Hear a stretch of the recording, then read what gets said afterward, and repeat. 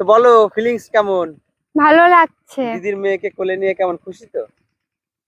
ওই যে দেখো তোমার মামা, ওই যে তোমার মামা মামা? মামা ক্যামেরা করছে। মামা হবে কে? হ্যাঁ মামা, তুমি মামা এর। না না, তুমি মাসি। আমি মাসি না, তুমি মামা। তোমার দিদি নালে বোনের ছেলে মেয়ে হবে কোন একটা।